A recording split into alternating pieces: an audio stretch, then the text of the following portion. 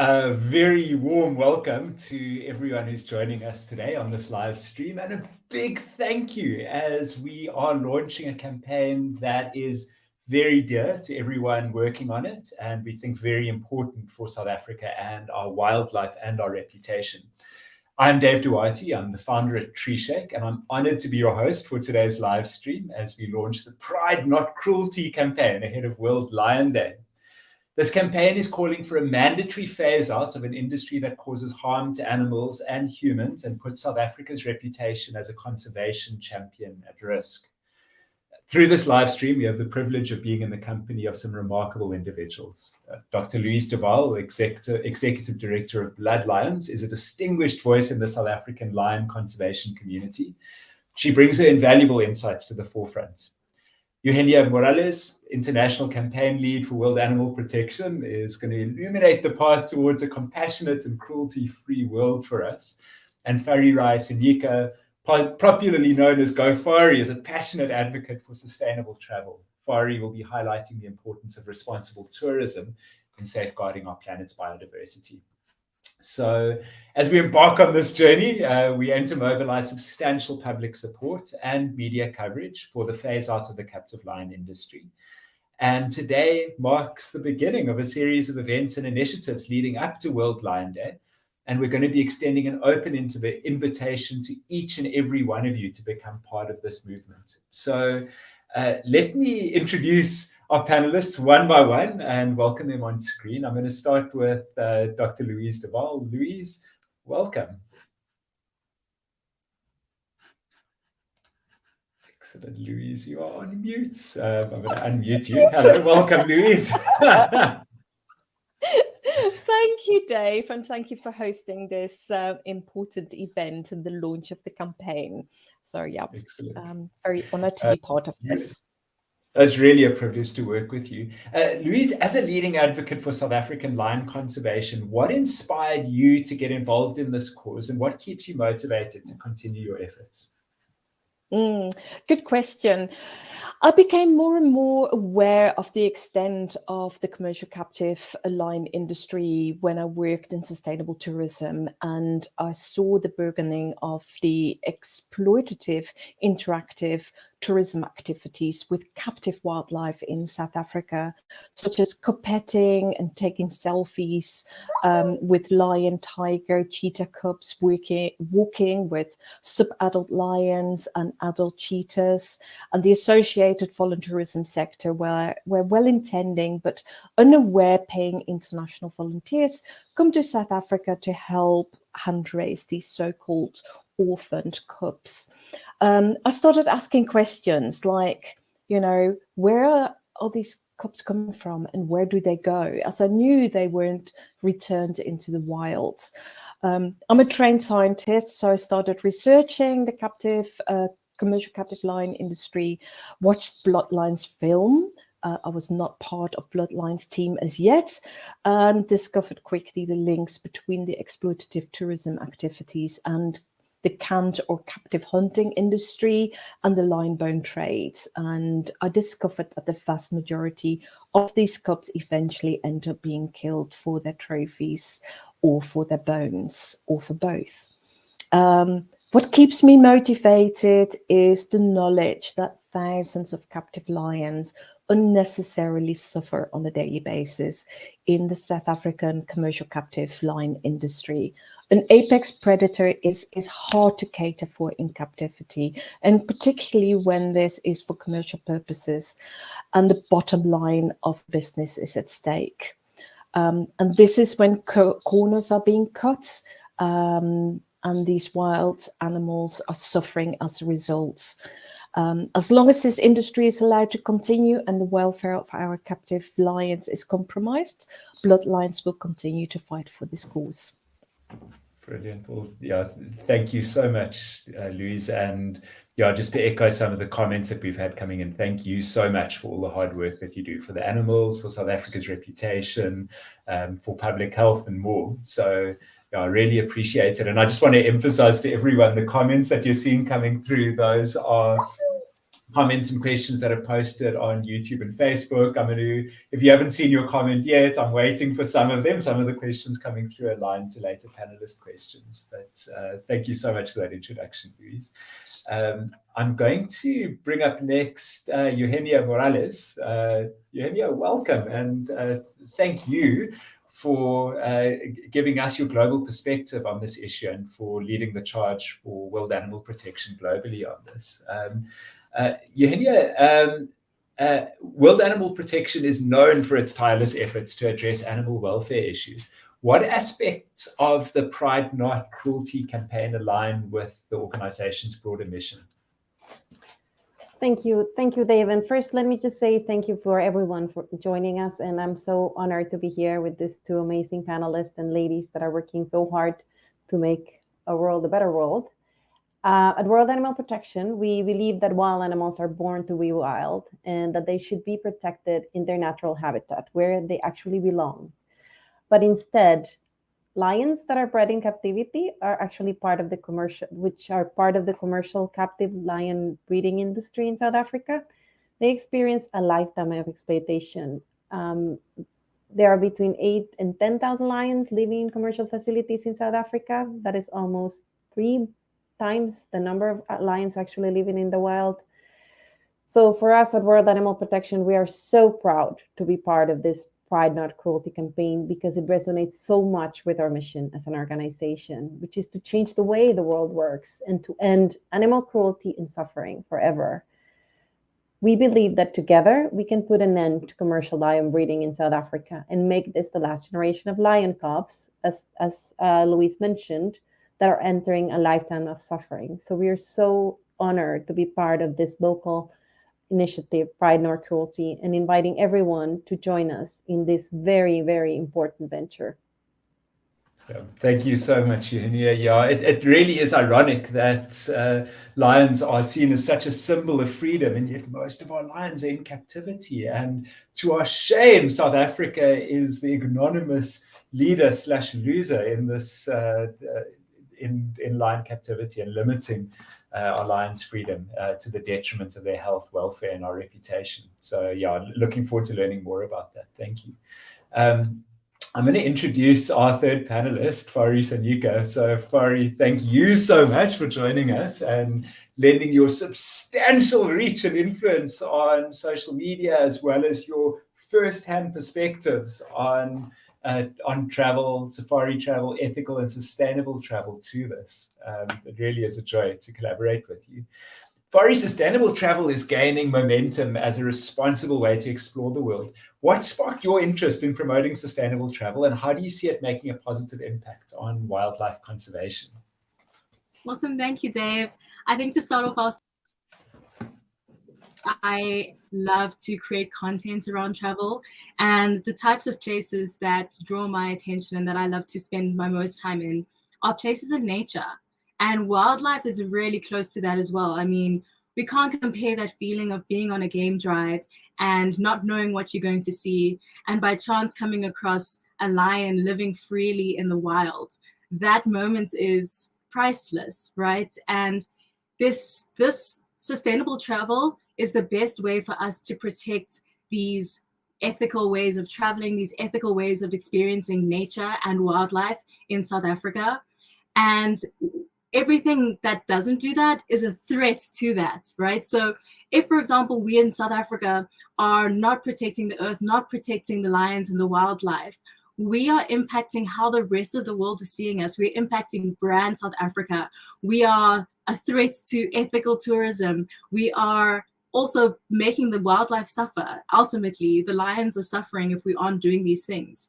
And I really, really do believe in the power of every single individual. So as a tourist, as a traveler, you actually do have an impact on what's happening. You have an impact on the future of travel. You have an impact on the future of our natural resources. You have an impact on where the lions and wildlife are suffering in the country, and the decisions that we make and the way that we travel and the way that we behave when we are traveling, and the places we choose to visit, in the places we choose to support, does have a role in, you know, protecting brand South Africa and protecting tourism and all of the jobs and all of the animals. So I'm really, really passionate about adding my voice to this campaign because I want to see that difference that we can make. Yes, thank you. And look, you adding your voice really does come to the heart of it, because we need lots of people to join us, and we need people to understand that what we, you know, so often what we see on TikTok and Instagram with people interacting with supposedly wild animals isn't the thing. But we'll talk more about that later. Thanks so much, Fari. I'm gonna bring back Dr. Louise de Waal. Louise, over the past few years, there's been progress and setbacks. You know, you've been engaging on a policy level to phase out captive lion breeding facilities, but there's been pushback. What is commercial lion captivity about, and what's the scale of the issue in South Africa? Thanks, Dave. Yeah, it's always a good question, and a question that we get asked a lot. South Africa's commercial captive lion breeding industry is a legal industry, and it has been allowed to grow since about the 1990s. So it's been around for quite a long time. As Eugenia was just saying as well, it's estimated that there's currently between 8,000 and 10,000 lions held in captivity for commercial purposes in over 350 facilities. Now, most of those are in the Northwest, Free State, Limpopo, and Eastern Cape provinces. Those are the 4 biggest provinces. And the industry includes a number of intertwined sectors, such as the exploitative interactive tourism activities I mentioned earlier, like voluntourism, and also commercial breeding of lions and other big carnivores. I saw in the chat just now people saying there's other animals as well, which is absolutely right. Breeding leopard, cheetah, caracal, servals, exotic species like tigers, jaguars, pumas, and even hybrids like ligers and a hybrid between tiger and lions. Then we've got the captive or count hunting industry, the live trades of lions internationally to zoos, private collections and breeders, predominantly in Southeast Asia, and the domestic and international trade in body parts, such as bones, teeth, claws, and organs as well. So it's quite a complicated, intertwined sector. And as a result, it has been a contentious industry and received a lot of local and international criticism in the last 20 or so years. But we have made some huge strides in recent years.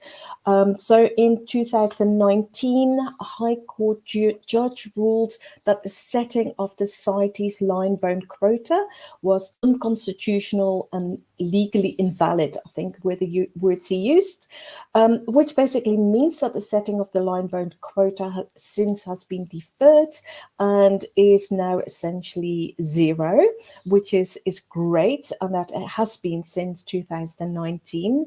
Subsequently, a high-level panel was appointed by the Minister of Environment to look at a number of issues for 4 species: rhino, leopard, elephant, and captive lions. And a very diverse panel made a number of recommendations to the minister at the end of 2020. In May 2021 is when the Bloodlines team were all in tears because the minister announced that South Africa will no longer have a captive bred lions, keep lions in captivity, or use captive lions or their derivatives commercially. She stated that she had requested the department to action this accordingly. However, so far, no legislative change has happened as yet. and the industry is still legal and ongoing. And that is where we are here with this campaign, to really encourage the minister to come right on her promises in May 2021. Excellent. Yeah, thanks, Louise. She's the scale of the cruelty and the suffering of these animals and the export of them under even false premises it's frankly it's to our nation's shame. And it's look, on the one hand, it's heartening to hear that the minister has made moves in that direction, but there's obviously pushback from very few influential people that are using these wildlife. They clearly aren't caring about the animals. Is one thing that they're after, and it's profits. So let me bring Eugenia back. Eugenia, the commercial captive lion industry is clearly lucrative for a few influential people here, but it doesn't represent South Africa well on the world stage. Please, could you share an international perspective on the industry and why World Animal Protection has joined with Bloodlines to support the Pride Not Cruelty campaign? Thank you, Dave. I think after listening to Louise explain what is going on in this commercial captive lion industry, it's clear that it's a lot about exploitation and profit. And as Louise said, some corners are caught, and the welfare of the animals is not the main priority. So really ending this cruel and risky practice goes beyond the protection of the lions alone and the other animals that are immersed in this industry. It is also about protecting South Africa's rich biodiversity and ensuring a sustainable future for both people and wildlife.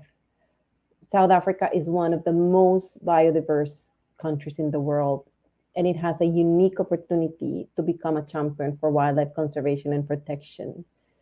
But it needs to do better for their lions. And that is why we are supporting this Pride Not Cruelty campaign. And as Louise said, our call is for the government of South Africa to follow through their commitment back in 2021 and publicly commit to a mandatory phase out of the commercial captive lion breeding industry. Because this is the only way to really protect your heritage as an extremely biodiverse country, and ensure that sustainable tourism and responsible tourism is what you're known as as a country, and a way to protect not only lions, but all wildlife. Absolutely. Yeah, that's our heritage. It's our national heritage. It's a shared resource, and it's a lived reality. It creates jobs. It attracts people so that they're proud to travel to the country. And frankly, a few people are profiting at the expense of the many at this point. So let me bring Fari back in on this, because we've had a couple of questions related to this already, Fari. One of the drivers, of course, of lion captivity is tourism to captive lion venues, and it's driven by those cute Instagram and TikToks of people playing with lion cubs, taking photos with, interacting with the wildlife. I noticed that in your photos and in your videos, you keep a safe distance from wild animals. So why is playing with wildlife problematic, and what can we do about this from a tourism perspective? Yeah, I mean, we're living in a time now where what you post and content on social platforms and entertainment platforms are influencing consumer decisions. So what this means is that if you see content on social platforms of people interacting and playing with cubs and lions, it drives demand for more people to want to have those experiences. And unfortunately, when you see a picture like that and the lion looks so cute, what you aren't seeing is that those lions have been bred for human entertainment, which is not natural and is not ethical. It's not normal for humans to be interacting with wild animals. And the other things that you're not seeing when you're looking at that image is that very often the life of that lion ends up with them being hunted. So in the canned hunt industry, and you don't want that to happen. I'm sure when you're interacting with the lion, you think that, this lion's going to be free, but no, that lion does not have a bright future. And so I think that it's really important for us to be responsible in the activities that we participate in, and also to not even go there. So there shouldn't even be content as a result. But when we see content like that, we need to call it out and say, this is driving this industry to continue. So please, let's be responsible in what we put out there, because it does affect what people decide to do. And as South Africans, if other people around the world see South Africans doing it, it then almost gives them permission to do it as well when they come and visit the country. They'll say, okay, but everyone in the locals are doing it, so it must be fine, but it's actually not. And we now have the power to make that stand and show people what the right way is. I really do believe that a lot of people don't know and don't understand that this is unethical and it's not right, because they have seen content on social platforms. So now's the time where we can start making that wave and flushing all of that out, please. Yeah, thank you so much, Fari. Like, I want to put that on a loud hailer for everyone to hear, because so often it's so sad. The people that, especially youngsters who love wildlife, are seeing their favorite influencers playing with wildlife, and they think that that's the loving thing to do. And exactly what you say, we need to make it that's what the people that are uninformed do. If you really care about wildlife, you keep your distance. And as one of our commenters said, shoot wildlife with a camera, not a gun, and also keep your distance. They're wild. That's what's beautiful about them. They're not domestic animals. So thank you so much for that, Fari. I'm going to circle back to Louise. Now, we've painted a perspective of what the industry is about, and there is a lot more to say, of course, but a lot of people have been asking around what we can do.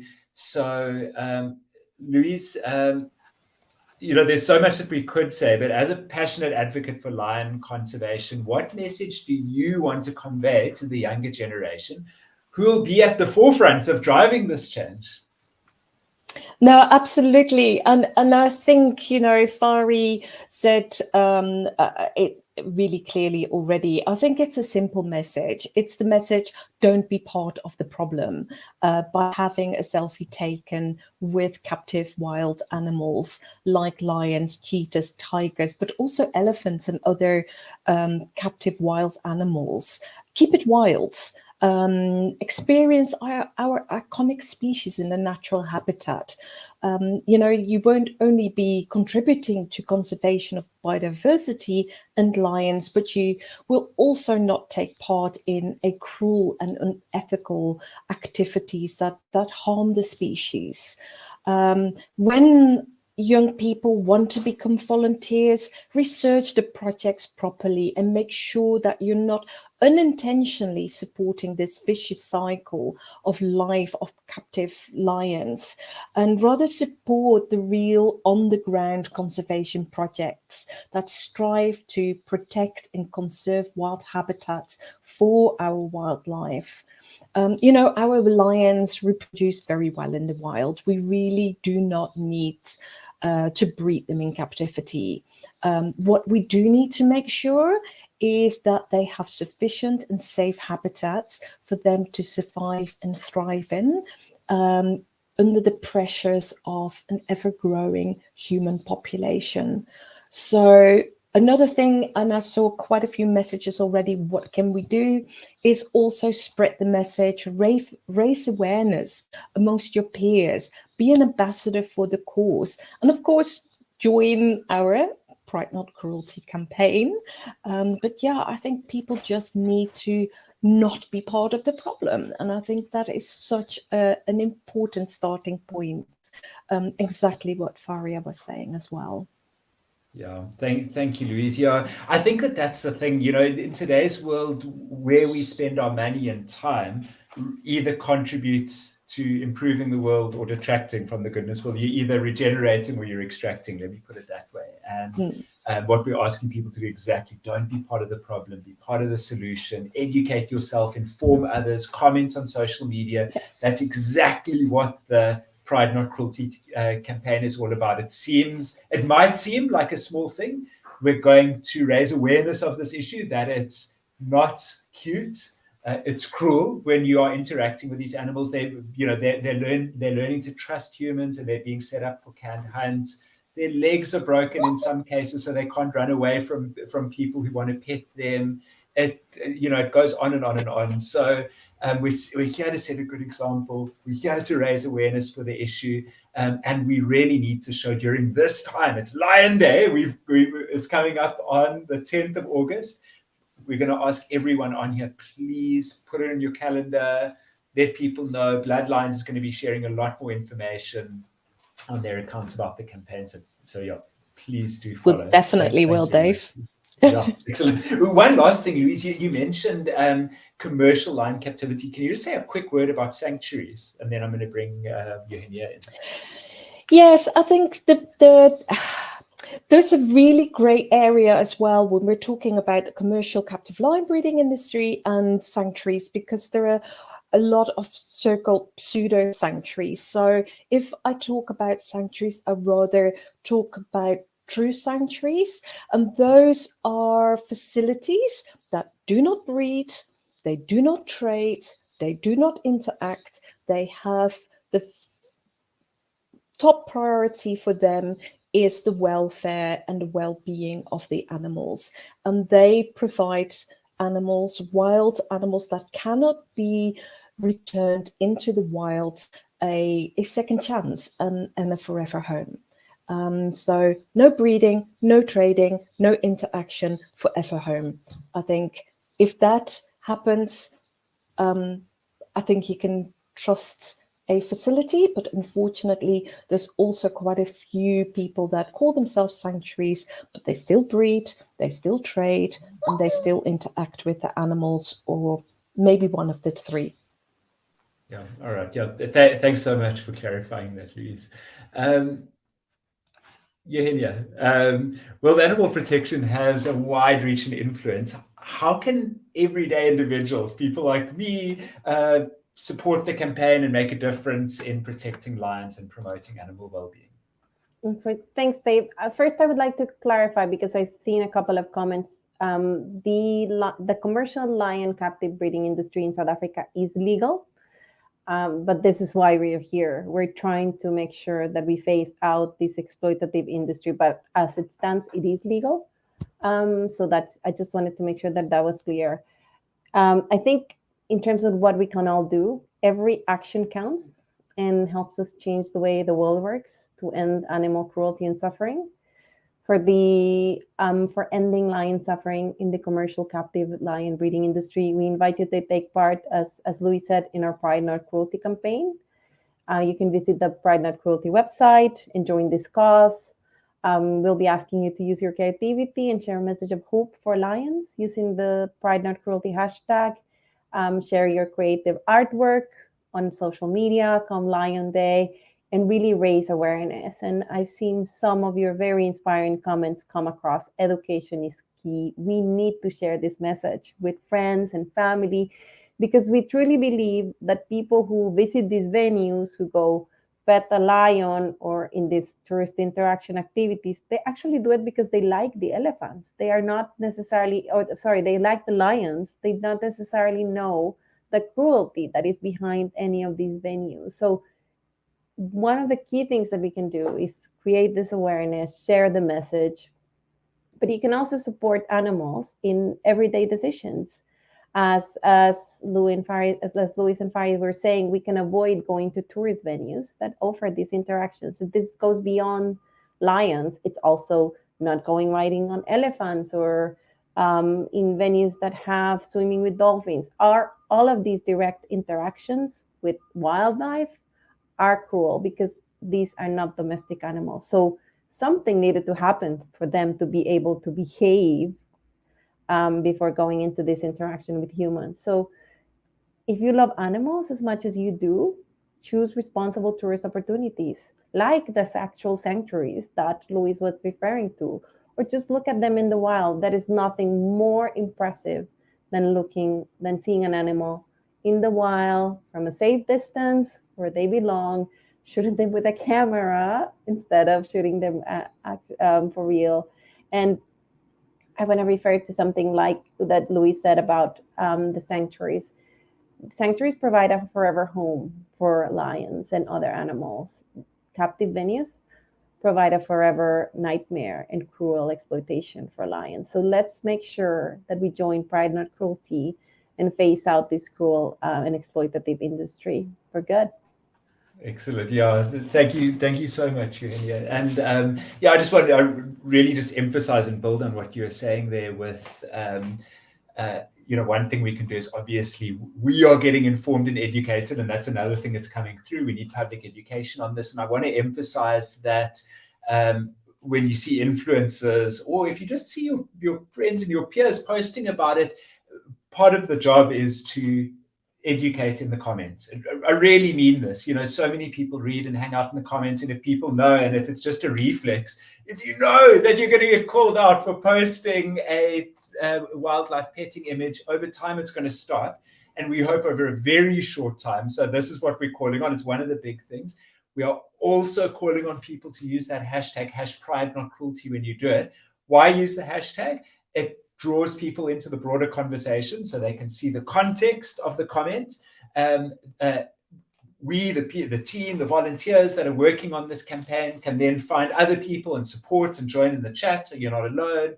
It really is just a way of elevating this from something that some people know to something that no one has any excuse to say, I didn't know better. Which brings me to Fari. Fari, this is, you've introduced the topic of social media here already. Last question for you. The Pride Not Cruelty campaign aims to mobilize substantial public support. What can people do to help spread awareness about the campaign online? So I really would love everyone who wants to add their voice to this campaign to use the hashtag. As you mentioned, Dave, the hashtag will form as a hub showing all of the public supports that we have behind this campaign. And you can do this by freeing your creativity. And what I mean by that is, however you like to creatively express yourself, do that for lions. As an example, if you are someone who's into beauty and doing makeup and dressing up, you could perhaps do a makeup inspired look that's inspired by lions, or an outfit that's inspired by lions. If you are into travel and exploring, you could shout out game drives or game reserves that are doing ethical tourism and are doing ethical wildlife tourism. You can showcase some of the best photography shots you've gotten of lions while on a game drive, for example, all while using the hashtag. So whatever type of way you like to express yourself creatively, please post, and please remember to use the hashtag. I think the other important thing is that sometimes what happens is we are waiting to become experts in something before we share about it. And so I want to, call that out as well and say you don't need to know step 1 to 10 of everything to do with wildlife or everything to do with the captive lion industry to add your voice to this campaign. But when you do want to find out more information about it, you can visit the website pridenotcruelty.co.za, and on there you can also find really helpful resources like copy that you can use in your captions and in your tweets. You can also find some designs that you can add to your stories. If you're not sure exactly what to say, you can just use those resources as well to add your voice. And remember that sustainable travel is a continuous learning journey. So if this is your first time hearing about this, that's okay. There's no shame in not having known about this before, but let's continue to educate ourselves, to read up about, the captive industry and what we can do, and to also play our part.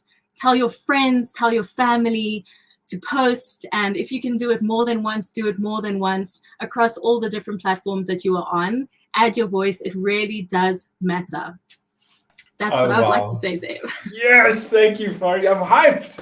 That's excellent. I can't wait to see all the creativity that comes in. I really hope that it comes in. I mean, that's what we're hoping for everyone. Doing a campaign like this and putting out a public ask for contributions is never a sure thing. So we really hope that people come in whatever modality of expression, dancing, drawing, singing. And as you said, one thing that I want to just build on what you were saying is not just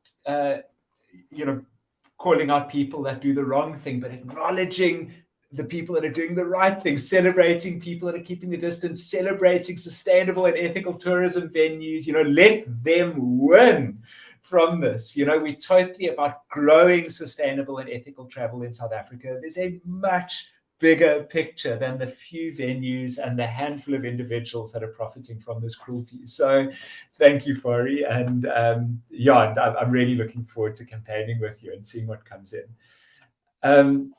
Everyone, that's it for our live stream. Please do continue to hang out in the chat. Just to build on what Fari was saying, you don't need to be an expert in this. Go and check out the website. I can assure you that every single line on that website has been meticulously referenced. It's factual. You've got top experts working on this. Follow Bloodlines in particular, and look at the hashtag #PrideNotCruelty. To see what other people are saying about it. But there's going to be more information coming out. Please go follow Bloodlines if you aren't already. And I'll see you in the campaign streets. Thank you, everyone.